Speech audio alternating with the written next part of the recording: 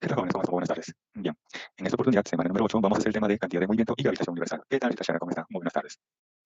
Bien, vamos entonces a iniciar con el tema de cantidad de movimiento. Nos dice lo siguiente, que es una cantidad vectorial, que indica el estado dinámico de traslación de un cuerpo. O sea, que la cantidad de movimiento lineal es una cantidad física vectorial, y como todo vector, está definido por una magnitud y una dirección.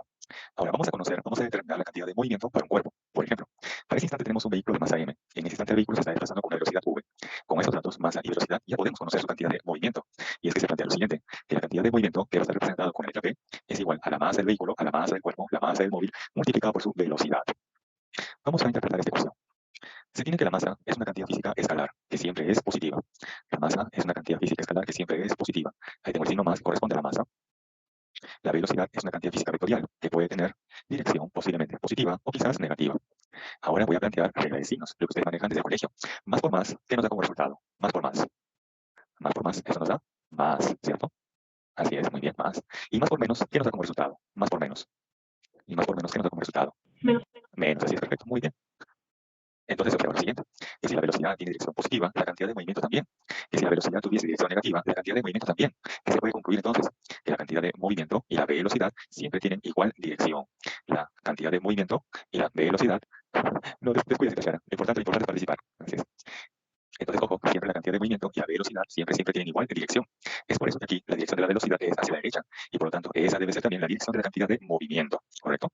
Hay que tener en cuenta que la cantidad de movimiento es una cantidad física vectorial y como todo vector está definido por una magnitud y una dirección. Y la dirección de la cantidad de movimiento coincide con la dirección de la velocidad, ¿correcto? Ahora, la unidad de medición de la cantidad de movimiento en el sistema internacional es el kilogramo por cada metro por segundo. Y es que la masa sería en kilogramo y la velocidad en metros por segundo. Bien, eso sería para un cuerpo, pero puede ser que trabajemos quizás con dos o más cuerpos. Entonces se requiere conocer ahora la cantidad de movimiento para n cuerpos o de un sistema. Por ejemplo, acá tengo un móvil de masa m1 con una velocidad v1. Por aquí otro móvil de masa m2 con una velocidad v2. Un móvil de masa m3 con una velocidad v3. Y así sucesivamente hasta llegar al móvil enésimo. Ahí está su masa y su respectiva velocidad del enésimo cuerpo, de la enésima partícula. Y quiero conocer en este caso la cantidad de movimiento de este conjunto de partículas o de este sistema. Entonces se plantea ahí que la cantidad de movimiento del sistema es igual a la sumatoria o a la suma de la cantidad de movimiento que aporta cada uno de estos elementos al sistema. Por eso que tenemos aquí la cantidad de movimiento de uno más el de 2 más el de 3 y así sucesivamente hasta el de la enésima partícula. Pero ¿cómo se evalúa sobre esa cantidad de movimiento para un cuerpo? Eso es masa por velocidad. Por eso que para el cuerpo número uno su cantidad de movimiento también se puede expresar como la masa de uno por la velocidad de uno. Para el cuerpo número 2 masa de 2 por la velocidad de 2. Para el cuerpo número 3 masa de 3 por la velocidad de 3. Y así sucesivamente hasta llegar a la enésima partícula. La masa de la enésima partícula por su respectiva velocidad. Todo esto nos da la cantidad de movimiento del sistema. Por ejemplo, ¿alguna vez ustedes han limpiado su cuarto? ¿Alguna vez ustedes han limpiado su cuarto? Posiblemente sí, ¿no es cierto? Muy probable. Ustedes seguramente han abierto sus ventanas, cortinas y se han puesto a barrer. Y digamos que ha sido en un día de sol, ¿no? Claro, quizás hace tiempo, ¿no? Claro, porque quizás están concentrados por ahora, ¿no? En estudiar, en ingresar, claro, se entiende. Entonces, supongamos que luego de este lapso de tiempo, ¿no? De preparación, ustedes limpian su cuarto y se ponen a barrer. Y en un día de sol, ustedes habrán notado por ahí un polvillo así, en el rayo de sol, una gran cantidad de polvillo, donde cada partícula se desplaza con una cierta velocidad y cada quien en una cierta dirección aleatoria, ¿no? Posiblemente han visto eso, han notado ello. Eso sería, por ejemplo, un sistema, ¿no? De n cuerpos de n partículas, ¿correcto? Y en él se puede conocer, por ejemplo, la cantidad de movimiento con esta expresión matemática. Bien, hasta aquí pueden tomar la captura. Sí, hasta aquí pueden tomar la captura. Entonces ya tenemos la cantidad de movimiento para un cuerpo y para un sistema, donde la cantidad de movimiento siempre se evalúa como la masa por la velocidad, y donde siempre la cantidad de movimiento y la velocidad tienen igual dirección. La cantidad de movimiento y la velocidad tienen igual dirección. Bien, continuamos.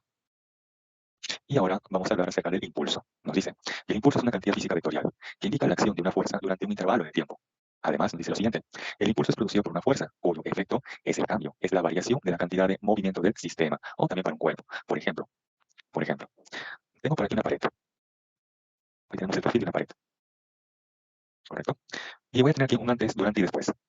Ahora tengo una pelota que se está dirigiendo hacia esa pared con una cierta velocidad. Aquí la velocidad antes del impacto, choque colisión con la pared.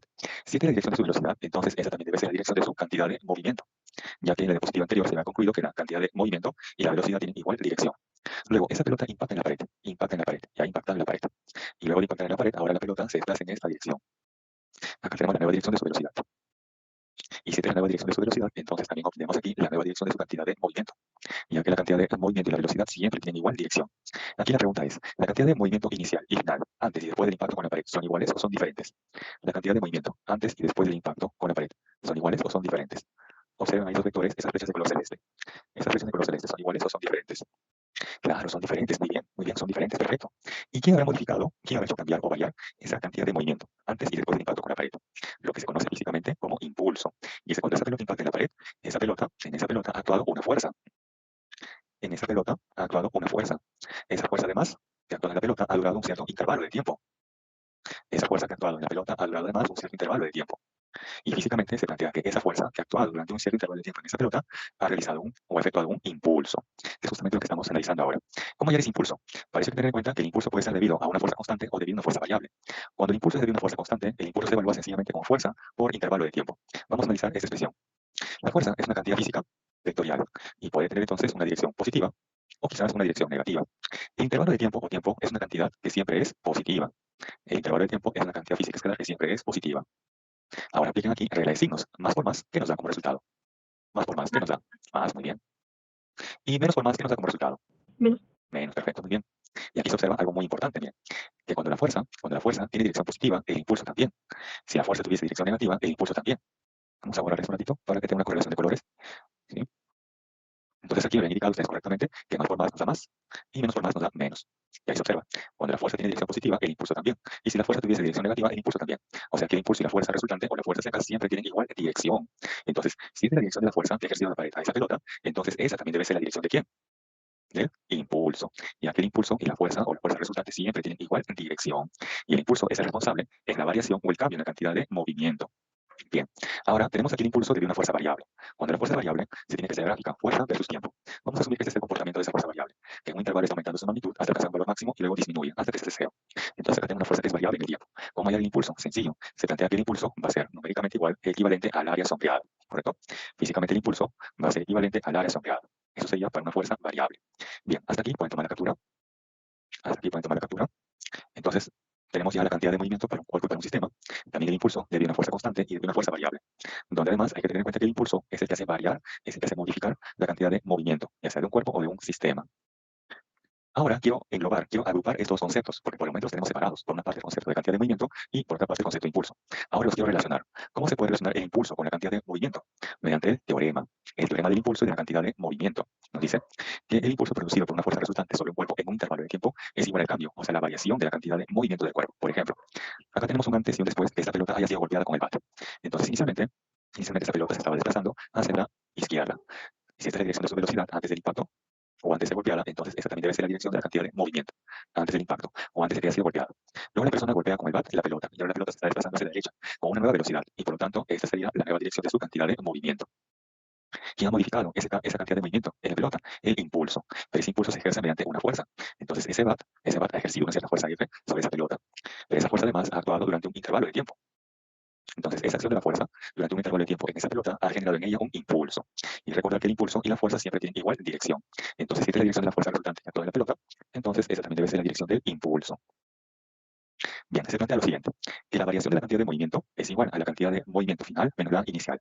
Sí, ojo, toda variación, todo cambio, siempre es una diferencia de algo final menos algo inicial. En este caso es la variación de la cantidad de movimiento. Por lo tanto, tenemos ahí la cantidad de movimiento final menos la inicial. Pero además nos dice aquí lo siguiente, que el impulso producido por una fuerza resultante sobre un cuerpo en un intervalo de tiempo es igual a ¿qué? Al cambio. Ahí lo tenemos bien. Nos dice que además el impulso es igual a ese cambio, a esa variación. Entonces tengo por una parte que esta variación es igual a esa diferencia y que esta variación es igual al impulso. Entonces, conclusión, el impulso debe ser igual a quién? A la diferencia de la cantidad de movimiento final menos la cantidad de movimiento inicial. Ahí se relaciona justamente el impulso con la cantidad de movimiento. Bien, hasta aquí pueden tomar la captura. Ahí relacionamos el impulso con la cantidad de movimiento. Si el impulso es debido a una fuerza constante, el impulso se evalúa fuerza por intervalo de tiempo.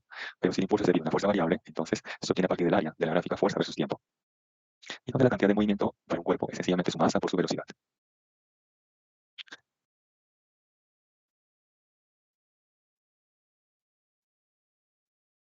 Bien, continuamos en la consulta de aquí. Y ahora tenemos el tema de colisiones o choques. Nos dice lo siguiente. Una colisión o choque es una interacción entre dos o más cuerpos que ocurre en un intervalo de tiempo. Por ejemplo, ¿ustedes alguna vez han jugado o han visto jugar billar? ¿Alguna vez han visto o han jugado billar? O inclusive de forma digital, quizás. Claro. Ahí, por ejemplo, se observa que las villas no chocan, colisionan una con la otra, ¿cierto? Ese tipo de situaciones es el que vamos a analizar, ¿correcto? Entre otras. Y para ello vamos a utilizar aquí un principio muy importante, que nos dice el principio de conservación de la cantidad de movimiento lineal. Nos dice lo siguiente, sí, una condicional. Si durante el choque la fuerza resultante externa que actúa sobre un sistema es nula, entonces la cantidad de movimiento total o del sistema permanece constante. También es válido indicar lo siguiente. Si durante el choque el impulso resultante externo que actúa sobre un sistema es nula, entonces la cantidad de movimiento total o del sistema permanece constante. Por ejemplo, acá tenemos, ¿no?, estas dos vías, número 1 y número 2. Cada quien tiene una cierta cantidad de masa y cada quien tiene una cierta velocidad. Entonces, hasta ahí cada quien tiene una cierta cantidad de movimiento. Luego, estas dos vías, estas dos esferas o dos cuerpos o dos móviles chocan, impactan, colisionan. Durante ese impacto, choque, colisión, hay una fuerza que está actuando entre ellas. Esa fuerza, a su vez, ha durado un intervalo de tiempo. O sea que entre ellas se ha efectuado un impulso. Debido a ese impulso generado entre ellas, o que está actuando entre ellas, es que ellos van a cambiar su cantidad de movimiento. Es por eso que luego del choque, colisión, la esfera número 1 ahora, por ejemplo, se está desplazando hacia la izquierda. Y la esfera número 2, por ejemplo, se está desplazando hacia la derecha. Muchas veces les van a dar como datos las masas de las esferas 1 y 2. También les van a dar como datos las velocidades iniciales o antes de la colisión de las esferas 1 y 2. Y les van a preguntar, determine las velocidades finales o las velocidades después de la colisión. Entonces ustedes ahí van a plantear el principio de conservación de la cantidad de movimiento lineal, que la cantidad de movimiento inicial y final del sistema son iguales. Pero ¿cómo se evalúa la cantidad de movimiento de un sistema? Eso lo vimos en la primera diapositiva de la teoría. Simplemente se suma la cantidad de movimiento que aporta cada elemento del sistema. Por ejemplo, en este caso sería la cantidad de movimiento inicial de 1 más la cantidad de movimiento inicial de 2. Ahí está la masa de 1 por la velocidad inicial de 1 más la masa de 2 por la velocidad inicial de 2. Luego ellos chocan, colisionan y luego cada quien tiene una cierta velocidad o cada quien una nueva cantidad de movimiento. Ahí tenemos entonces la masa de 1 por la velocidad final de 1, en este caso como v', más la masa de 2 por la velocidad final de 2, también como v'2. Entonces, como les comentaba, en el examen les van a dar como dato las masas. Entonces, las masas de 1 y de 2 ya es dato del problema. Lo indico como un check. Esto ya se conoce, un check. También les van a dar como dato las velocidades iniciales de 1 y de 2, o antes de la colisión o choque entre ellas, otro check. Pero ¿qué les van a preguntar? Determine las velocidades finales o después del choque o colisión entre ellas. Entonces, quiero conocer estas velocidades finales. Ahí tengo una primera ecuación, pero ¿con cuántas incógnitas? Ahí tenemos una primera ecuación, pero ¿con cuántas incógnitas? ¿Cuántas incógnitas vemos ahí? Dos incógnitas, así es, muy bien, claro, dos incógnitas, perfecto. Ahora la pregunta siguiente es, según el álgebra, a partir de esa única ecuación con dos incógnitas, ¿se podrá conocer el valor numérico de las velocidades finales de 1 y de 2? Según el álgebra, ¿se podrá conocer a partir de esa única ecuación las velocidades finales de 1 y de 2? ¿Podría conocer a partir de esa única ecuación los valores numéricos de las velocidades finales de 1 y de 2? Lamentablemente la respuesta es no, así es, muy bien, no, correcto. ¿Por qué? Porque si tengo dos incógnitas, como mínimo, se requieren dos ecuaciones. Si tengo dos incógnitas, como mínimo se requieren dos ecuaciones, claro. Pero ahí tenemos solamente una. Entonces, ¿de dónde va a salir? ¿De dónde se va a obtener la segunda ecuación? Eso lo vamos a ver en la siguiente diapositiva. Hasta ahí, tomen la captura. Hasta ahí, tomen la captura. De la siguiente diapositiva, vamos a analizar el criterio para obtener la segunda ecuación. Y con ello ya resolver y obtener las velocidades finales. Así es, vale, que se requieren dos ecuaciones. Inclusive también tiene sus condiciones. Así es, ahorita, Xiana, correcto, así es. Bien, continuamos entonces. Y para ello tenemos que analizar también lo que se conoce como el coeficiente de restitución. Nos dice que el coeficiente de restitución es una cantidad física adimensional, que fijo a sin, o sea, sin unidades o sin dimensiones. Es sencillamente un número. Este número real, a su vez, está comprendido entre 0 y 1. Es mayor o igual que 0, pero menor o igual que 1. Y está definido de la siguiente manera. Ese coeficiente de restitución es igual a menos, paréntesis, un cociente. En el numerador se tiene la diferencia de las velocidades finales. Velocidad final de 2 menos la velocidad final de 1. Y en el denominador se tiene la diferencia de las velocidades iniciales. Velocidad inicial de 2 menos la velocidad inicial de 1. Entonces, en los problemas le van a indicar de modo directo o indirecto el coeficiente de restitución. Entonces, él sabe cuánto vale. Les van a decir cuánto vale. Habíamos indicado en el ejemplo anterior que les dan como dato las velocidades iniciales, tanto de 1 como de 2. Entonces, lo que está en el denominador ya se conoce, se conoce. Entonces, despejando, vamos a tener una segunda expresión, que es justamente las velocidades finales, de 2 respecto al 1. Y con eso ya tendríamos dos ecuaciones con dos incógnitas. Y eso ya sería resoluble, y ya se podría conocer los valores numéricos de las velocidades finales. Ahora, les comentaba que en el problema, en los exámenes, les van a indicar de modo directo o indirecto el valor de ese coeficiente de restitución. Por ejemplo, se plantea que cuando la colisión es perfectamente elástica, o cuando la colisión es perfectamente elástica, ahí el coeficiente de restitución es igual a 1. ¿Qué propiedad física se cumple en ese tipo de colisión? Que la cantidad de movimiento del sistema se conserva o permanece constante. Y con respecto a la energía cinética, nos dice que la energía cinética del sistema se conserva o permanece constante. De ahí estas ecuaciones, que la cantidad de movimiento inicial y final son iguales. De igual manera ocurre con la energía cinética inicial y final del sistema. Ahora, cuando la colisión es perfectamente inelástica, ahí el coeficiente de restitución es igual a 0. Y cuando la colisión es inelástica, ahí el coeficiente de restitución es mayor que 0, pero menor que 1. En cualquiera de las dos colisiones se cumple lo siguiente, que la cantidad de movimiento del sistema se conserva o permanece constante. Y luego nos dice en la segunda propiedad que la energía cinética del sistema no se conserva o no permanece constante. Por eso, con respecto a la cantidad de movimiento, se cumple que la cantidad de movimiento inicial y final del sistema son iguales, permanece constante. Pero ¿qué ocurre con respecto a la energía cinética? Ahí se plantea que la energía cinética inicial del sistema más el calor generado es igual a la energía cinética final del sistema. Y es que muchas veces cuando existe un choque o una colisión, se va a liberar, se va a perder energía en forma de calor. ¿Sí? Muchas veces cuando existe un choque o una colisión, se libera energía en forma de calor. Bien. Ahora, ustedes lean aquí las propiedades que están escritas de color verde y de color lila. ¿Cuáles de las dos propiedades permanecen invariable, independientemente del tipo de colisión? ¿Cuáles de las dos propiedades permanecen invariable, independientemente del tipo de colisión? ¿Lo que está escrito en verde o lo que está escrito en lila? A ver, ¿cuáles de las propiedades físicas permanecen invariable? Claro, la de verde, muy bien. Es por eso que en los problemas de choques, colisiones, se sugiere iniciar con la conservación de la cantidad de movimiento y complementarlo también con el coeficiente de restitución. Si con ello no logro obtener respuesta, recién me veré forzado a analizar lo que sucede con la energía cinética, ¿correcto? Entonces, ojo, para todos los problemas de choques o colisiones, se sugiere plantear primero la conservación de la cantidad de movimiento y complementarlo también posiblemente con el coeficiente de restitución. Si con ello el problema no se llega a resolver, recién me veré forzado a analizar la energía cinética. Bien, hasta aquí pueden tomar la captura.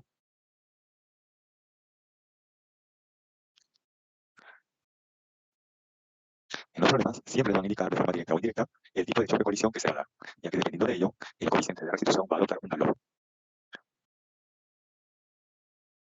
Bien, continuamos en la consulta hasta aquí.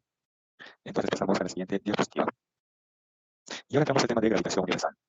Y tenemos aquí la ley de Newton de la gravitación. Nos dice lo siguiente: la magnitud de la fuerza de atracción, ojo, la fuerza gravitacional es una fuerza de atracción. La magnitud de la fuerza de atracción entre dos partículas en el universo es directamente proporcional al producto de sus masas e inversamente proporcional al cuadrado de la distancia que las separa. Por ejemplo, acá tenemos dos cuerpos de masas M1 y M2 que se encuentran separadas a una cierta distancia D. Nos dice que la fuerza gravitacional es de atracción. Es por eso que el cuerpo de masa M1 va a atraer al cuerpo de masa M2 con una fuerza gravitacional dirigida o orientada hacia la izquierda. Luego, por acción y reacción, el cuerpo de masa M2 va a atraer al cuerpo de masa M1 con una fuerza gravitacional dirigida hacia la derecha. Esas dos fuerzas gravitacionales en magnitud o en magnitud son iguales. Esas dos fuerzas gravitacionales en magnitud son iguales. ¿Pero iguales a quién?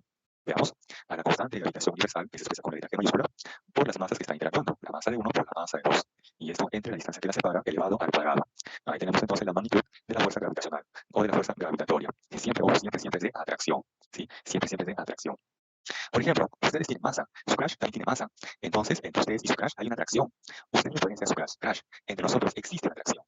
Entonces, su crush posiblemente para salvar la situación les va a decir lo siguiente: sí, existe una atracción entre nosotros, pero lamentablemente es gravitacional. ¿Sí? Ahí anoten eso. Después de analizar su propia situación. Si le dice, entre nosotros hay una atracción, ustedes para salvar la situación le pueden decir, sí, es cierto, hay una atracción, pero es gravitacional, lamentablemente. Bien, hasta ahí pueden tomar la captura. ¿Sí? Y tienen cómo salvar la situación, si es que les llega a ocurrir ahí. Bien. Claro, eso siempre se cumple para todo cuerpo que posee masa. Ustedes tienen masa, su crush también, se encuentran separados a una cierta distancia y por lo tanto hay una fuerza gravitacional que es de atracción. Y ustedes pueden jugar con esas palabras, ¿no? Entre nosotros hay una atracción, pero que es gravitacional. Bien, continuamos.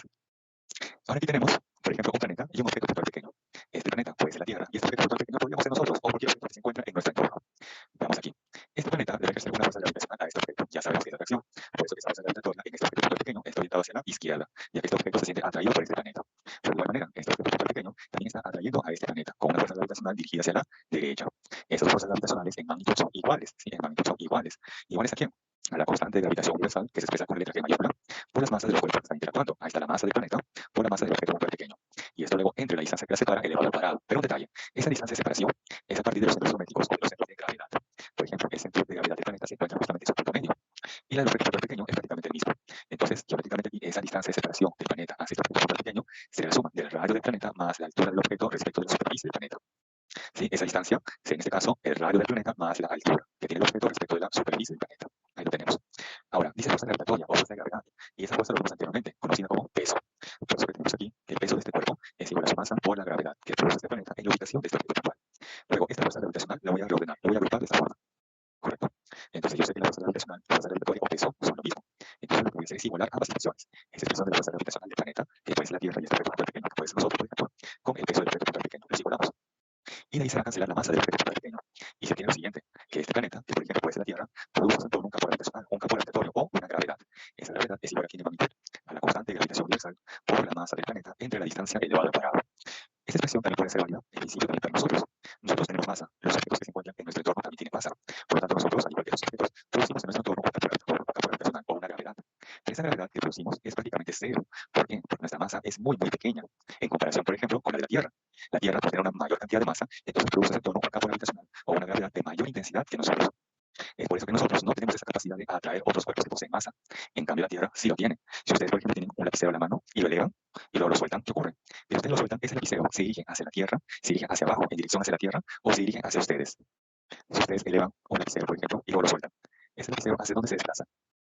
Claro, se desplaza hacia abajo, no se desplaza en dirección hacia la Tierra, ya que ella precisamente la está atrayendo. Nosotros también, pero nuestra gravedad es prácticamente nula, porque nuestra masa es muy pequeña en comparación a la de la Tierra. Bien, hasta aquí pueden tomar la captura. Sí, hasta aquí pueden tomar la captura. Entonces ya tenemos aquí la expresión de la fuerza gravitatoria para dos objetos puntuales y también para un planeta y un objeto puntual pequeño, así como también la expresión de la magnitud de la aceleración de la gravedad que produce un planeta a una cierta distancia de su centro.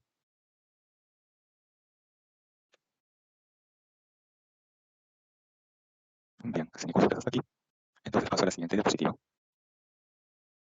Y ya casi para finalizar la teoría, a modo de resumen, tenemos las leyes de Kepler. Primera ley de Kepler, o también conocida como ley de las órbitas, nos plantea lo siguiente. Dice, los planetas describen trayectorias elípticas estando el Sol en uno de sus focos. Por ejemplo, vamos a asumir que un planeta describe esta trayectoria elíptica. Planeta describe esta trayectoria elíptica. Aproximadamente, ahí está. Ustedes van a ver con mayor detalle en su curso ya sea de geometría o trigonometría que toda elipse tiene dos focos. Toda elipse tiene dos focos. Digamos que aquí tenemos la ubicación del foco número 1 y por aquí la ubicación del foco número 2. Esto lo van a ver ustedes con mayor detalle en su curso ya sea de geometría o trigonometría. Toda elipse tiene dos focos. Entonces, si esta es la trayectoria elíptica que es un planeta, ¿qué nos dice la primera ley de Kepler? Que el Sol se ubica en uno de sus focos, o sea que el Sol puede ubicarse en el foco número 1 o en el foco número 2, que es exactamente lo que tenemos aquí, en el gráfico superior de la derecha. Ahí tenemos la trayectoria elíptica descrita por un planeta y el Sol ubicado en uno de los focos de la trayectoria elíptica. Eso es lo que nos dice precisamente la primera ley de Kepler. Bien, luego pasamos a la segunda ley de Kepler, o también conocido como ley de las áreas, y nos plantea lo siguiente. El radio vector desde el Sol hasta un planeta describe áreas iguales en intervalos de tiempos iguales. Por ejemplo, acá tenemos un planeta que está orbitando respecto al Sol. Este planeta, por ejemplo, va a pasar de la posición 1, vamos a indicar así, de la posición 1 a la posición 2 en un intervalo de tiempo de segundo. Luego ese planeta se va a encontrar en esta posición 3 y va a pasar a esta posición 4 en un intervalo de tiempo de 2. Ahí nos dice lo siguiente, a intervalos de tiempo iguales, áreas iguales. O sea que si el intervalo de tiempo de 1 es igual al intervalo de tiempo de 2, entonces esas áreas A1 y áreas A2 deben ser iguales. ¿Correcto? Pero ¿qué ocurre? ¿Qué ocurre si los tiempos son diferentes? Si los intervalos de tiempo de 1 y de 2 son diferentes, las áreas también serán diferentes. ¿Qué relación existe entre ellas? Bien, porque este recuadro no está en su guión en su PDF y sin embargo se pregunta en el examen. Ahí se plantea lo siguiente, que el área A1 entre el intervalo de tiempo T1 es igual al área A2 entre el intervalo de tiempo T2. Y de ahí se desprende, de ahí se concluye que si los intervalos de tiempo T1 y T2 son iguales, entonces esos se cancelan. ¿Cierto? Se cancelan porque son iguales. Y de ahí se tiene justamente que esas áreas como deben ser iguales. O de igual manera, si las áreas A1 y A2 son iguales, entonces estos se cancelan. Y de ahí que se desprende que los intervalos de tiempo deben ser iguales, ¿correcto? Bien. Entonces tenga presente esta expresión que no aparece en su guión en su PDF, y aunque es la que no está, pero que es parte del tema, se puede preguntar en el examen. Bien. Y finalmente tenemos aquí la tercera ley de Kepler, o ley de los periodos. Y nos dice lo siguiente, el cuadrado del periodo de revolución de un planeta es directamente proporcional al cubo de la distancia promedio entre el Sol y el planeta. O, dice aquí, la distancia promedio. Distancia promedio. ¿Por qué? Porque, por ejemplo, aquí se observa que este planeta por momentos se encuentra muy alejado. Este planeta por momentos se encuentra muy alejado del Sol y por momentos se encuentra muy cerca del Sol. Entonces, ¿con qué distancia voy a trabajar? ¿Con la distancia mayor o con la distancia menor del planeta hacia el Sol? Ahí nos dice que se trabaja con la distancia promedio, ¿sí? Se trabaja con la distancia promedio. Y se plantea lo siguiente, que el periodo del planeta elevado al cuadrado entre la distancia promedio elevado al cubo es una constante, ¿sí? El periodo del planeta elevado al cuadrado entre la distancia promedio al Sol elevado al cubo es una constante. Por ejemplo, para la Tierra, ¿cuánto vale su periodo? Para la Tierra, ¿cuánto vale el periodo? O sea, ¿qué tiempo le toma a la Tierra en dar una vuelta completa respecto al Sol? Y si le damos cada fin de año. Un año, ¿cierto? El periodo de la Tierra es un año terrestre. Y un año terrestre, o un año en la Tierra, ¿cuántos días tiene?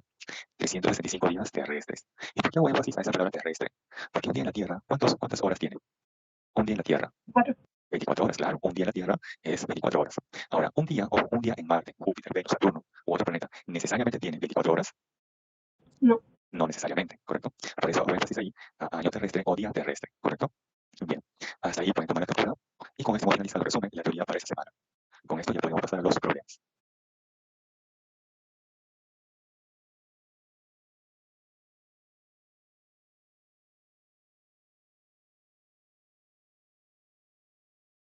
Bien, continuamos. Y tenemos ahora el problema número 1. Nos dice lo siguiente. Un ciclista se desplaza sobre una pista recta horizontal con rapidez constante de 8 metros por segundo, como muestra la figura. Al ingresar en el punto A del plan inclinado, el cual forma un ángulo de 37 grados con el horizontal, empieza a desacelerar. Si la masa total del ciclista de la bicicleta es 80 kilogramos y su rapidez en el punto B es 5 metros por segundo, pregunta, ¿cuál es la magnitud del cambio de la cantidad de movimiento que experimenta el ciclista entre los puntos A y B? A ver, vamos paso a paso. A ver, ¿qué nos preguntan? El cambio, o sea, la variación de quién? De la cantidad de movimiento. Nos preguntan el cambio, o sea, la variación de la cantidad de movimiento. Todo cambio o toda variación es una diferencia de algo final menos algo inicial. En este caso, yo quiero conocer ese cambio o esa variación que experimenta entre los puntos A y B. Entonces, el punto A será el punto inicial y B el punto final. Entonces, ese cambio o esa variación en la cantidad de movimiento es la cantidad de movimiento final, que es en el punto B, menos la cantidad de movimiento inicial, que es en el punto A. Ahora, aquí en detalle, ¿cómo está definida la cantidad de movimiento? Él es masa por la velocidad. Entonces, esto será masa por la velocidad de B y ese sería la masa por la velocidad de A. Bien, aquí yo podría factorizar la masa, no hay ningún inconveniente en ese aspecto. El detalle es conocer ahora las velocidades que tiene el ciclista en el punto A y en el punto B. Eso es lo que tengo que conocer. ¿Cuál es la velocidad del ciclista en el punto A, al igual que en el punto B? Para eso nos dicen lo siguiente. El ciclista inicialmente se está desplazando de forma horizontal, ¿cierto? Es en el gráfico de forma horizontal. Y va a pasar por el punto A. Entonces, en el punto A, la velocidad del ciclista debe ser igual a qué expresión. Les doy aquí dos opciones.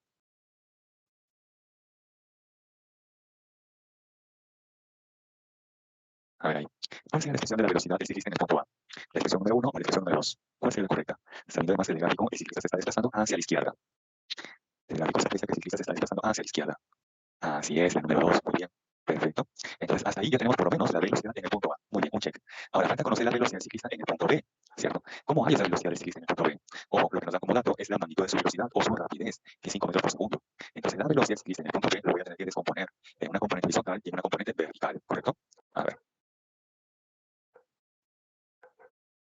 en el punto B, esa sería su velocidad, ¿correcto? Esa es su velocidad y la descompongo en una componente horizontal y en una componente vertical.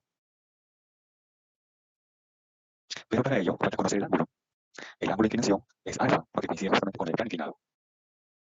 Y alfa por dato vale 37, así es, alfa por dato vale 37. Entonces noten aquí, por dato, la rapidez en el punto B, ¿cuánto vale? 5 metros por segundo. Y alfa vale 37 grados. Entonces, ¿cuánto vale la componente horizontal de la velocidad? En magnitud, en magnitud, más fácil, en magnitud. Claro, vale 4, muy bien. Eso sería en magnitud, ¿cierto? En magnitud. Pero como vector sería menos. Ahí está. Menos porque eso creo que esa componente está orientada hacia la izquierda. Ahora vamos a la componente vertical. ¿Esa componente vertical cuánto vale ahora? ¿Cuánto vale esa componente vertical?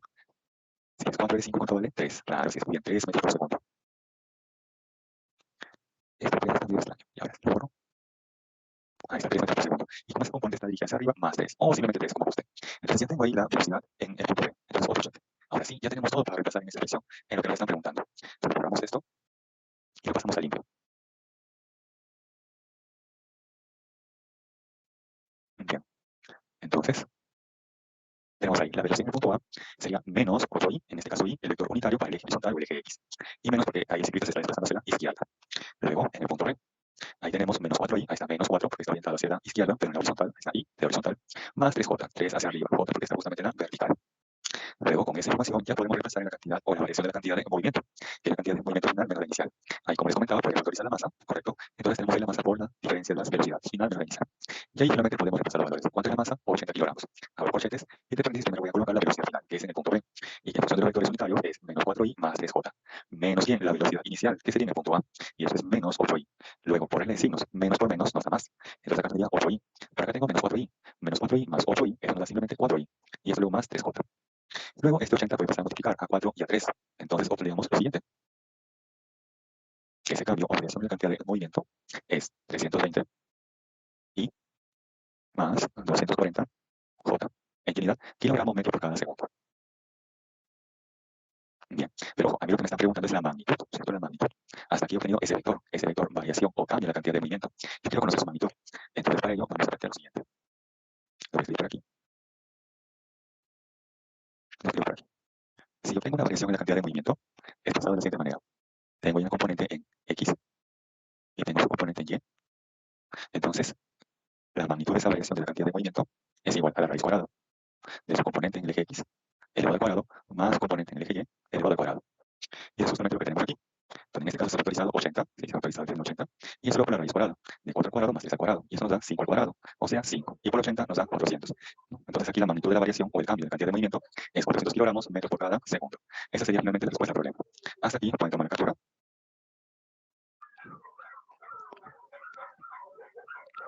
Sí, tengan presente que la cantidad de movimiento es una cantidad física vectorial, que es la masa por la velocidad. Ojo, la cantidad de movimiento siempre es masa por la velocidad. Por eso hay que tener en cuenta cómo se está desplazando el móvil. Si se está desplazando a la derecha, a la izquierda o con esa inclinación, no como en este caso cuando pasa por el punto B. Y según ello, obtener la expresión correcta de la velocidad. Bien, pasamos entonces a la siguiente diapositiva, problema número 2. Nos dice, un proyectil de masa 4 kilogramos es lanzado con una velocidad inicial, que es 8i más 6j metros por segundo. ¿Cómo muestra la figura? Determine el impulso de la fuerza gravitatoria entre los puntos A y B. Bien, quiero determinar aquí el impulso de la fuerza gravitatoria entre los puntos A y B. Bien, entonces puedo plantear aquí lo siguiente. Que el impulso debido a una fuerza constante es fuerza por intervalo de tiempo. Pero si fuera debido a una fuerza constante, entonces ese impulso va a ser equivalente al área. ¿Cuál es el inconveniente? Sobre todo en la segunda forma, de que no se sabe el área. Entonces no me convence eso. Entonces vamos a lo primero. Para eso se requiere conocer la fuerza, pero también ¿qué? El intervalo de tiempo. Les dan a ustedes en alguna parte del texto cuánto es el intervalo de tiempo para ir de A a B. Les dan en una parte del texto o del gráfico, quizás, el intervalo de tiempo para ir de A a B. No. Entonces, ¿cómo obtengo entonces aquí el impulso? Si no lo puedo ver ni por esta ni por esta otra. Entonces tenemos que apelar a otro criterio, que es la conservación de la cantidad de movimiento, o mejor, el teorema del impulso, la cantidad de movimiento. Que el impulso se iguala a quién? A la cantidad de movimiento final, que sería en el punto B, menos la cantidad de movimiento inicial, que sería en el punto A. Pero esto a su vez se define como la masa por la velocidad en el punto B y este otro como la masa por la velocidad en el punto A. Muy bien, entonces ahora quiero conocer la velocidad del proyectil en el punto A. Si observo que en el punto A ha alcanzado el punto más alto de su trayectoria. En el punto más alto de su trayectoria, la componente vertical de la velocidad vale cero, ¿correcto? La componente vertical de la velocidad es cero. Pero ahí se observa que tiene una componente que es netamente horizontal. Entonces la pregunta es, ¿cuál de estas dos representaría la velocidad en el punto A? ¿Será 6 metros por segundo o será 8 metros por segundo? Ahí está. ¿Cuál de ellas es la correcta para el punto A? ¿Será 6 o 8 metros por segundo? ¿Cómo sabe ello? Para eso tenemos que interpretar la expresión de la velocidad inicial. Dice que la velocidad inicial es igual a 8i más 6j. 8i quiere decir que este 8 es la velocidad en qué componente, horizontal o vertical. Este valor 8 dice 8i, quiere decir que esa componente corresponde a la horizontal o a la vertical. En el eje X o en el eje Y. En la horizontal, claro. ¿Y ustedes recuerdan que la componente horizontal permanece constante o es variable? ¿Cómo es la componente horizontal de la velocidad? ¿Constante o variable? Variable. ¿Es variable? ¿O la componente horizontal de la velocidad? O sea, en horizontal realiza MRUV. Perdón, constante. Constante, perfecto, constante, así es muy bien. Entonces hay que recordar o tener presente que la componente horizontal de la velocidad permanece constante para cualquier instante de tiempo o cualquier posición, como por ejemplo en el punto más alto de su trayectoria. Entonces ahí esa velocidad sería la componente horizontal, o sea, 8. Por lo tanto, la velocidad en el punto A sería esta expresión, la número 2. Sí, esta aquí sería incorrecta. Esta es la correcta. Entonces, hasta ahí por lo menos ya tenemos esta velocidad en el punto A. Ahora, ¿qué falta conocer? La velocidad en el punto B. En el punto B es el proyectil que ha impactado en el suelo, o contra su objetivo, con una cierta velocidad. Ahí tenemos su componente horizontal y su componente vertical. La componente horizontal sigue siendo 8 metros por segundo, eso no va a cambiar. Pero ¿cuánto creen que sea ahora la componente vertical de la velocidad en el punto de impacto, en el punto B? ¿Sea 6, sea menos 6 o otro valor? ¿Cuánto debe ser la componente vertical de la velocidad en el punto B? ¿Sea 6, sea menos 6 u otro valor? Y si fuese otro valor, ¿cuál sería?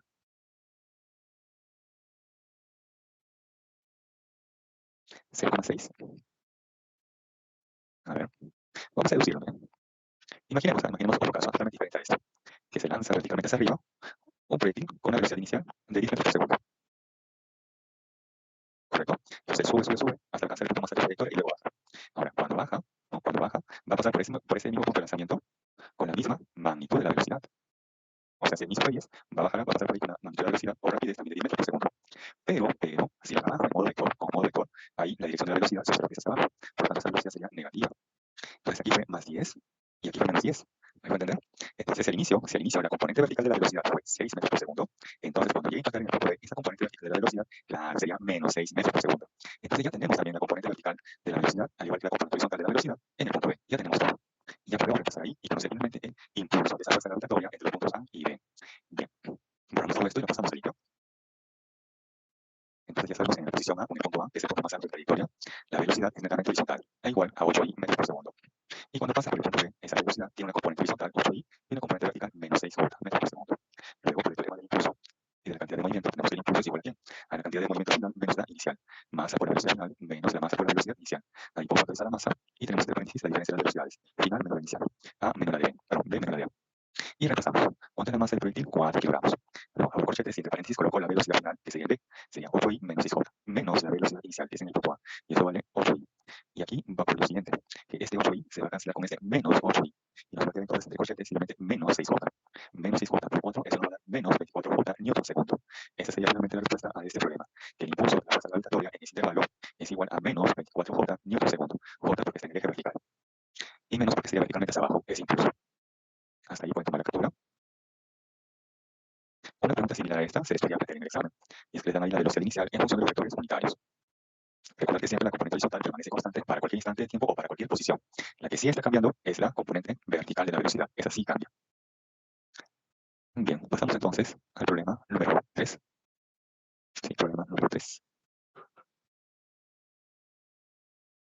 Y nos plantea lo siguiente.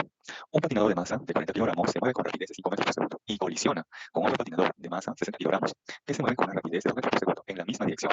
Si los patinadores permanecen en contacto después de la colisión, pregunta, determine la rapidez final de ambos. Bien, vamos a asumir que los patinadores sean estas esferitas. Entonces, ahí tengo el patinador número 1, ahí está con su velocidad inicial, y por acá tengo el segundo patinador. Dice que ambos están desplazando en la misma dirección, o sea, ambos, por ejemplo, hacia la derecha, o ambos hacia la izquierda, o ambos hacia arriba, o ambos hacia abajo, pero ambos siempre en la misma dirección. Listo. Eso es antes del choque de colisión entre ellos. Luego nos dicen, si los patinadores permanecen en contacto después de la colisión. Entonces, esta es la situación número 1, ¿sí? O inicial. Ahora acá tengo aquí la situación final. Si ambos quedan en contacto, ahí está, si ambos quedan en contacto, entonces, ¿cómo debe ser la velocidad para ambos después del choque o después de la colisión? ¿Iguales o diferentes? Nos dice que permanecen en contacto. Entonces, luego del impacto de colisión, ¿cómo deben ser sus velocidades? ¿Iguales o diferentes? Claro, deben ser iguales, así es, porque están en contacto. Como están en contacto, se van a desplazar con la misma velocidad. Es como, por ejemplo, no sé si alguna vez les ha pasado esto. Ustedes, sobre todo las damas, están conversando tranquilamente, ¿no? En el colegio, en una hora de receso, ¿no? Ahora sobre que están conversando tranquilamente, y de pronto viene un chico por ahí y las agarra, viene corriendo y las agarra, y las lleva consigo. En ese contexto, ese chico que ustedes tienen o no tienen la misma velocidad, están en contacto. No sé si les ha pasado o han visto esa situación. Claro, es por eso que cuando les digan que permanecen en contacto o quedan pegados o adheridos, entonces se va a tener en cuenta que ambos tienen igual velocidad, ¿correcto?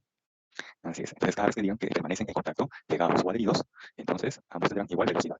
Entonces, esta es la situación que tenemos que analizar, ¿correcto? Esto es lo que tenemos que analizar. Bien, borramos esto y vamos justamente al problema. Ahí tenemos, antes de la colisión, cada patinador se está desplazando con una cierta velocidad. De pronto, ellos chocan y luego de ello permanecen en contacto y se van a desplazar juntos con la misma velocidad. Ahí está, ambos se van a desplazar juntos con la misma velocidad. Eso es porque están en contacto o, entre comillas, están pegados, unidos o adheridos. ¿Y qué se cumple en este tipo de problemas? La conservación de la cantidad de movimiento. La cantidad de movimiento inicial igual a la final. La cantidad de movimiento antes y después de la colisión deben ser iguales. Pero ojo, siempre del sistema. Sí, siempre del sistema. Me parece que sí, señorita Chaga, me parece que sí. A ver, entonces aquí antes sería la masa de 1 por la velocidad inicial de 1, más la masa de 2 por la velocidad inicial de 2. ¿Eso va a ser igual a quién? Como aquí ya quedan pegados, unidos o adheridos, o se están desplazando ambos en contacto, entonces lo puedo asumir como si fuera uno solo. Por eso que ahí sumamos sus masas y multiplicamos luego por la velocidad que tienen en común. ¿Correcto? Y ahí ya podemos reemplazar los valores. La masa, 40 kilogramos por su velocidad inicial 5, más bien la masa del segundo patinador, 60 kilogramos por su velocidad inicial 2 metros por segundo, es igual a quién? Sumamos ahí sus masas, 40 más 60 que nos daría 100, y esto por la velocidad final, o después de la colisión, v. Ahí finalmente se obtiene que esa velocidad final de ambos debe ser 3,2 metros por segundo. Así se te queda, ¿correcto? 3,2 metros por segundo. Hasta aquí pueden tomar la captura. Un problema similar a este se les podría plantear en el examen, ya que como ven la solución es relativamente sencilla.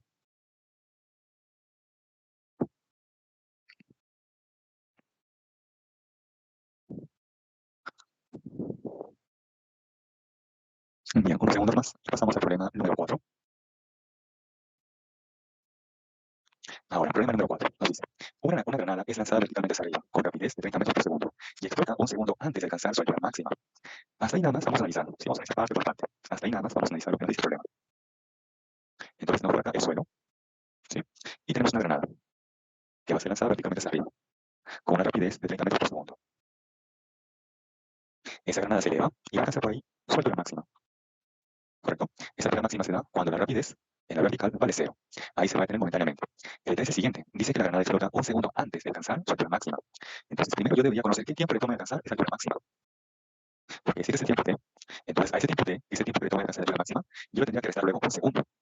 ¿Por qué? Porque la granada en esta posición ahí ha explotado en el instante de tiempo t menos un segundo. En ese instante ha explotado, pero en ese instante, o en ese instante esa granada aún tenía una cierta velocidad. Ahí tenía aún una cierta velocidad. Entonces debería conocer cuánto vale esa velocidad en el instante que la granada ha explosionado. Para eso debo conocer este tiempo t. Y luego debo restarle un segundo. Hasta ahí nada más. ¿Me dejo entender con la idea? Hasta ahí nada más. ¿Me dejo entender con la idea de que quiero conocer esa velocidad un segundo antes de haber explotado? Pero para ello, yo debo conocer qué tiempo le ha tomado en alcanzar la altura máxima. Ok. Ahora, ¿cómo obtengo ese tiempo?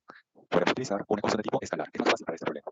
De la rapidez final es igual a la inicial menos porque está subiendo la magnitud de la aceleración de la gravedad por el tiempo. La final vale 0 cuando alcance el punto más alto del trayectoria. La inicial es 30, menos porque está subiendo y la magnitud de la aceleración de la gravedad 10 metros por segundo al cuadrado. Y esto por el tiempo t. Entonces aquí dejando, se obtiene que ese tiempo t es igual a 3 segundos. Y es el tiempo que le tomaría en alcanzar la altura máxima. Pero yo quiero conocer la velocidad para un instante, o para un segundo antes de alcanzar dicha altura. O sea que tengo que esa velocidad para el instante de 2 segundos.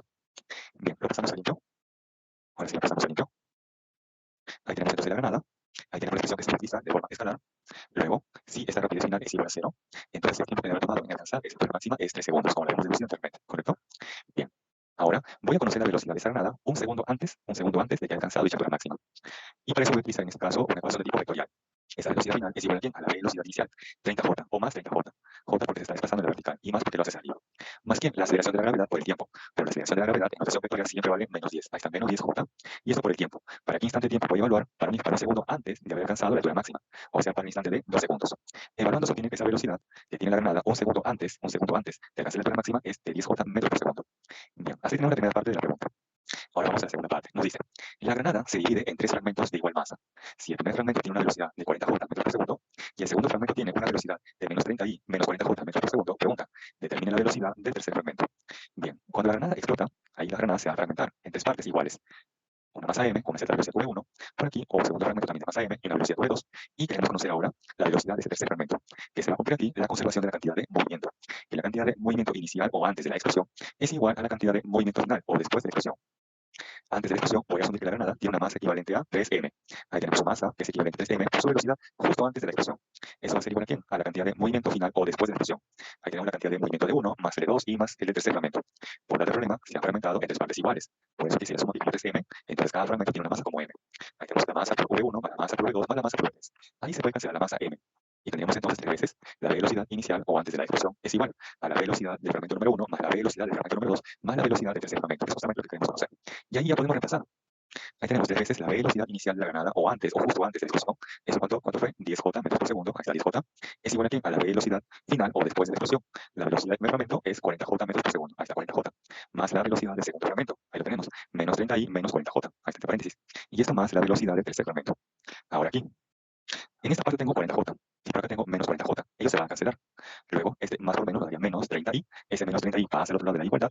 Y despejando, se tiene lo siguiente: que la velocidad de ese tercer fragmento es igual a 30i más 30J metros por segundo. Ahí tenemos entonces en el gráfico la dirección de la velocidad de ese tercer fragmento. Bien, hasta ahí pueden tomar la captura. Hasta aquí pueden tomar la captura. Entonces, paso número 1, falla el tiempo total, o el tiempo que le toma en alcanzar su altura máxima. A ese tiempo le tenemos que restar un segundo, ya que esa granada nos dice que explota un segundo antes de alcanzar su altura máxima. Entonces tenemos que hallar la velocidad de ese proyectil para el instante de 2 segundos, o un segundo antes de su explosión, o mejor dicho, un segundo antes de alcanzar la altura máxima. Con ello se obtiene esa velocidad, y con ello también luego su cantidad de movimiento. Y eso lo igualamos con la cantidad de movimiento del sistema después de la explosión. O sea, la cantidad de movimiento del fragmento 1 más el fragmento 2 más el fragmento 3. Bien, unos segundos más y pasamos al problema número 5. Bien. Problema número 5 nos dice: una partícula A de masa 2 kilogramos colisiona elásticamente con otra partícula idéntica de igual masa que se encuentra en reposo. Si la velocidad de la partícula A antes de la colisión es 4i metros por segundo, pregunta, determina la velocidad de la partícula B después de la colisión. Bien, vamos a hacer un bosquejo del problema. Bien, se tiene una partícula A de masa 2 kilogramos. Ella se está desplazando con una cierta velocidad inicial. Dice 4i, entonces se está desplazando hacia la derecha. ¿Ya está? Y la otra partícula B dice que se encuentra en reposo. Entonces la partícula B inicialmente está en reposo. Su velocidad inicial vale 0. Bien, ellas colisionan, chocan, y luego de ello van a tener cada quien una cierta velocidad. Entonces tenemos la velocidad de la partícula B, y por aquí la velocidad final de la partícula A. Ahí está. Entonces, aquí se puede plantear conservación de la cantidad de movimiento, ya que se cumple para cualquier tipo de choque o colisión. Cantidad de movimiento inicial del sistema es igual a la cantidad de movimiento final del sistema. Al inicio, quien aporta cantidad de movimiento es la partícula A, ya que ya se encuentra en movimiento. B no aporta cantidad de movimiento, ya que inicialmente se encuentra en reposo. Entonces, esto será la masa de A por la velocidad inicial de A. Y luego, al final, estamos considerando que ambos se están desplazando. Entonces, ambos aportan cantidad de movimiento. Entonces, esto será la masa de A por la velocidad final de A, más la masa de B por la velocidad final de B. Y luego ahí podemos reemplazar los valores. Nos dan como dato las masas, un check para la masa de A y también la masa de B. También nos dan como dato la velocidad inicial de quién, de A. Otro check. ¿Qué nos pregunta? La velocidad de la partícula B después de la colisión. O sea, la velocidad final. Pero hay un pequeño problema, y es que también se requiere conocer previamente la velocidad final de la partícula A. Entonces, si ustedes observan aquí, tengo una primera ecuación, pero con dos incógnitas. Tengo una primera ecuación con dos incógnitas. Entonces, ¿cómo podría yo resolver este problema? Hasta aquí ya agoté lo que es la conservación de la cantidad de movimiento. Y obtengo una primera ecuación con dos incógnitas. ¿De dónde se podría obtener la segunda ecuación? Y con ello finalmente resolver el problema. A ver, ¿alguna idea? Hay un dato por ahí que aún no le he tocado y que está escrito en el problema. ¿Hay una nota por ahí? ¿Cuál es ese dato que aún no he utilizado? Les ayudo, está escrito en color celeste. Ahí nos dice que colisiona elásticamente y que por lo tanto el coeficiente de restitución es igual a 1. Así es. Ese es el dato que ahora debo de utilizar, ¿correcto? Con ese dato ya podríamos conocer las velocidades finales, tanto de A como de B, y en particular como respuesta la de B. Bien. Ese coeficiente de restitución es igual a menos la diferencia de las velocidades finales. Ahí está la de B menos la de A, entre la diferencia de las velocidades iniciales. La de B menos la de A. Las velocidades iniciales de A y de B es dato, un check, otro check. Y esto es dato del problema, vale 1. Entonces, despejando, voy a tener justamente una segunda ecuación con esas incógnitas de las velocidades finales. Y complementaré con esta otra, ya podemos conocer los valores numéricos. Bien, borramos todo esto y lo pasamos al libro. Bien, ahí tenemos entonces antes de la colisión. La esfera o la partícula se encuentra en movimiento y la B se encuentra en reposo. Luego de la colisión, asumo que ambos están desplazando, cada quien con una cierta velocidad. Cantidad de movimiento inicial igual a la cantidad de movimiento final. Antes y después de la colisión son iguales. Entonces, al inicio sería la masa de A por la velocidad inicial de A más la base de B por la velocidad inicial de B. Esto va a ser igual a ¿qué? A la masa de A por la velocidad final de A más la masa de B por la velocidad final de B. Como nos dice que las partículas son idénticas, eso implica que deben de tener igual masa. Por eso aquí la masa tanto de A como de B son iguales. En este caso igual a M. Y se podría cancelar. Teniendo en cuenta además que la velocidad inicial de B vale 0 porque inicialmente se encuentra en reposo. Entonces tenemos aquí la primera ecuación, que la velocidad final de A más la de B es igual a 4. Ahora voy a utilizar utilizar el dato del coeficiente de restitución. Por definición, L es igual a menos un cociente. En el numerador tenemos la diferencia de las velocidades finales y en el denominador la diferencia de las velocidades iniciales. ¿Cuánto vale ese coeficiente de restitución? Según el problema, es igual a 1. Ahí está 1, es igual a menos. Veamos en el denominador. Ahí tenemos la velocidad inicial de B que vale 0 porque se encontraba en reposo, menos la velocidad inicial de A que vale 4 metros por segundo. 0 menos 4, eso nos da menos 4. Y con el menos que está delante, eso se hace 4. Ese 4 pasa a multiplicar a 1 y tenemos que la velocidad final de B menos la velocidad final de A es igual a 4. Ahí tenemos la segunda ecuación. ¿Qué me conviene hacer con ambas ecuaciones? Aquí sería sumarlas. Sumamos la ecuación 1 y 2, ahí está. La velocidad de A más la de B igual a 4. Y en la ecuación 2, la velocidad final de B menos la de A igual a 4. Sumamos y se va a cancelar aquí las velocidades finales de A. Se cancela. Y tenemos entonces 2 veces la velocidad final de B es igual a 8, mitad, mitad. Y de ahí se obtiene entonces que la velocidad final de B es igual a 4 y metros por segundo. Quiere decir entonces que la partícula B se va a desplazar luego de la colisión y la partícula A se queda en reposo. Y es lo que ocurre en ocasiones con las villas, ¿no? Por eso les preguntaba si ustedes alguna vez han jugado o han visto jugar billar, es lo que en ocasiones ocurre. Que cuando una villa golpea a la otra, entonces la que es golpeada se desplaza, en tanto que la que ha golpeado se queda posiblemente en reposo. Bien, hasta ahí, tomen la captura.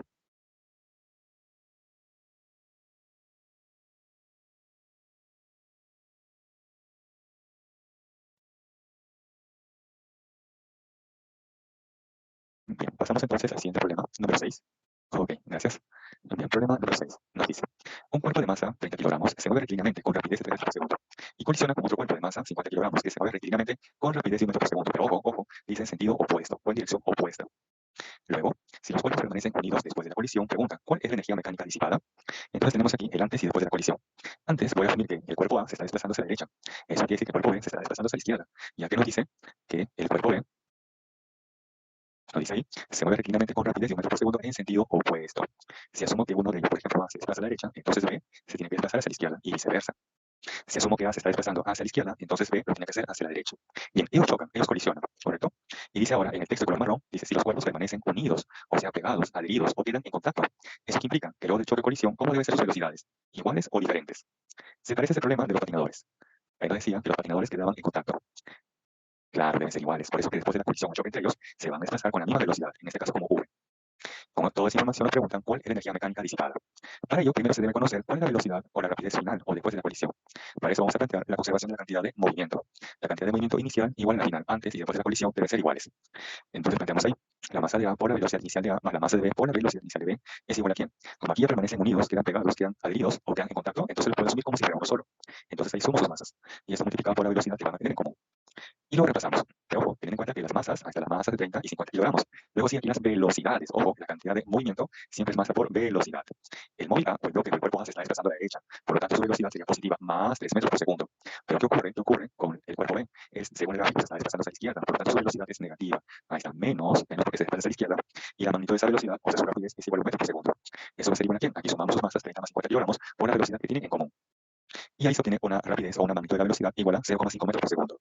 Bien, hasta ahí sería la respuesta, siempre y cuando le pregunten, determine la velocidad final o determine la rapidez después del choque o la colisión. Hasta ahí la respuesta sería 0,5 metros por segundo. Así vamos bien, se clara, perfecto. Pero ahora tenemos que dar la respuesta. ¿Cuál es la energía mecánica disipada? Entonces ahí planteamos que la energía cinética inicial del sistema más el calor generado debido al choque o la colisión es igual a la energía cinética final del sistema. Entonces hay que tener en cuenta que la energía cinética es un medio de la masa por la rapidez al cuadrado. Sí, sí es correcto, es 150, así es. Entonces aquí tenemos un medio de la masa del cuerpo A, 30 kilogramos por su rapidez inicial, 3 metros por segundo, más un medio de la masa por, en este caso la masa del cuerpo B, 50 kilogramos, por su rapidez o por su velocidad inicial elevado al cuadrado, en este caso 1 o menos 1 al cuadrado. Ahí no hay problema porque al final, como está elevado al cuadrado, se hace positivo. Esto más bien más el calor que se ha generado, que se ha perdido, que se ha disipado, que se ha liberado. Es igual a la energía cinética final del sistema. Como aquí los bloques se quedan pegados, unidos o adheridos, lo puedo asumir como si fuera uno solo. Ahí tenemos un medio de la suma de las masas de los bloques por la rapidez final al cuadrado. Un medio de la masa, 30 más 50, por la rapidez final que tienen ambos, ahí está 0,5 elevado al cuadrado. Evaluando esto se obtiene 135 más 25 más el calor generado igual a 10. Despejando se obtiene finalmente que ese calor generado es igual a menos 150 joules. El signo menos o por signo menos se interpreta que durante la colisión o choque se ha liberado, se ha perdido, se ha cedido, o en este caso concreto se ha disipado. ¿Cuánto se ha disipado? 150 joules de energía. Esa es la respuesta. Se ha disipado 150 joules de energía. Si supongamos que ese calor o esa energía les hubiera salido positiva, en ese supuesto, durante la colisión se hubiera ganado, el signo hubiera ganado. Pero en este caso, como sale negativo, el signo negativo se interpreta que durante la colisión se ha disipado, se ha perdido, se ha liberado, en este caso, 150 joules de energía. Bien, unos segundos más y pasamos al problema número 7.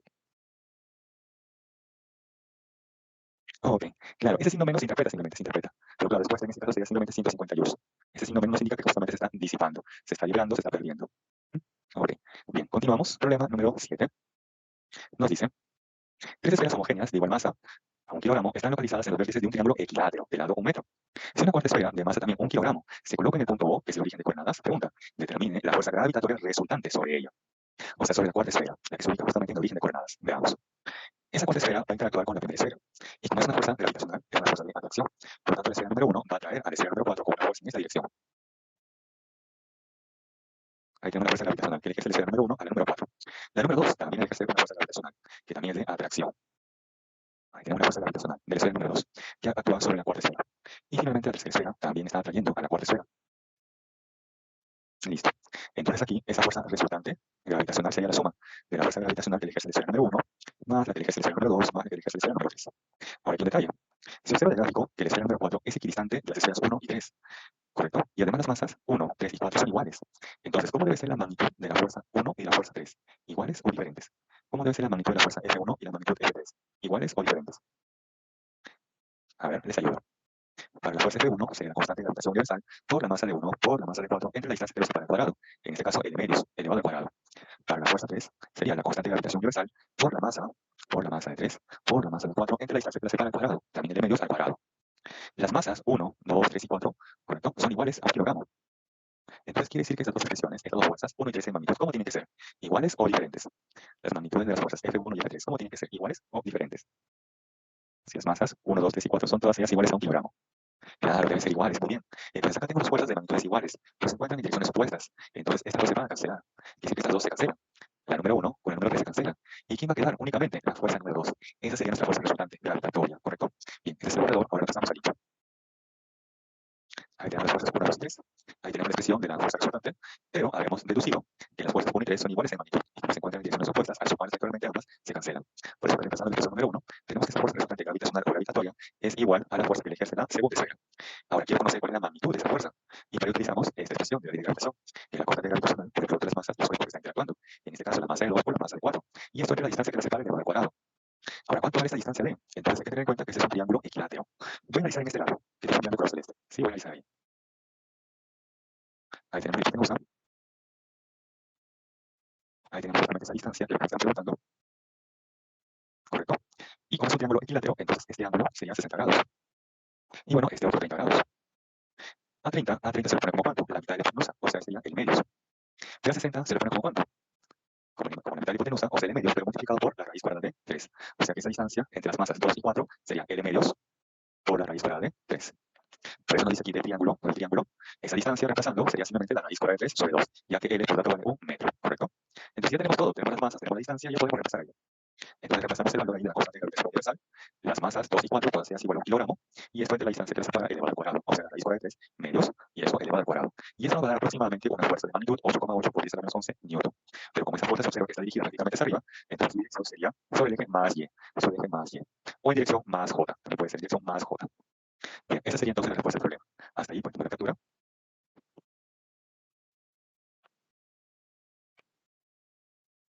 Y recordar que la fuerza gravitacional siempre es de atracción. Esa fuerza gravitacional siempre es de atracción.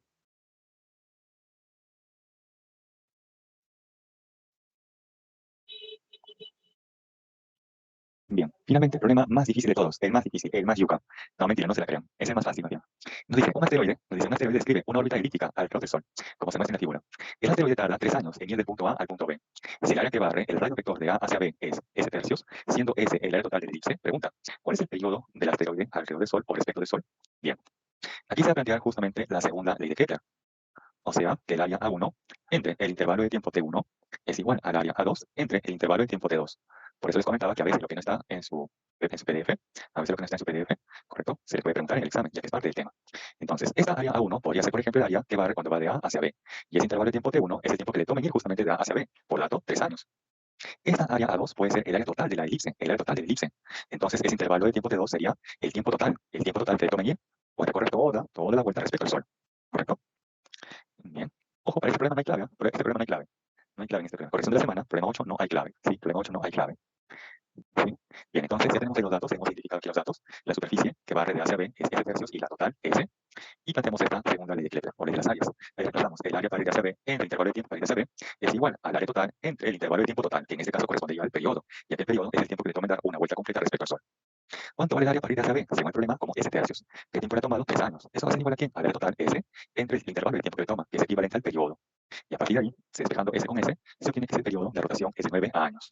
Ahí está, clave F, 9 años. Sí, para ese problema, ojo, para ese problema no hay clave. Así es, no hay clave. Clave F igual 9 años. Así es, esa es la respuesta correcta, señorita. Muy bien. Si eso le salió, esa es la respuesta correcta. Perfecto. Ahí también les dejo las claves de los ejercicios de casa, ¿sí? Hasta aquí pueden tomar la captura. Así es, era correcto su procedimiento. Así es, era correcto su procedimiento. Bien, jóvenes, hasta aquí sería entonces todo por mi parte. Antes de despedirme, verifiquen, a ver, que tengan todas las diapositivas. Si no, como siempre, me las reservo con total confianza. Les doy unos segundos para que vean qué diapositiva posiblemente les hace falta.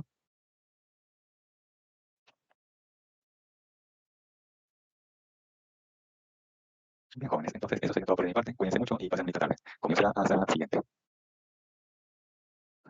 Ah, bueno, la maratón no depende de mí. Eso sí no depende de mí. Está fuera de mi alcance. Bueno, jóvenes, cuídense mucho. Comienza hasta otra oportunidad.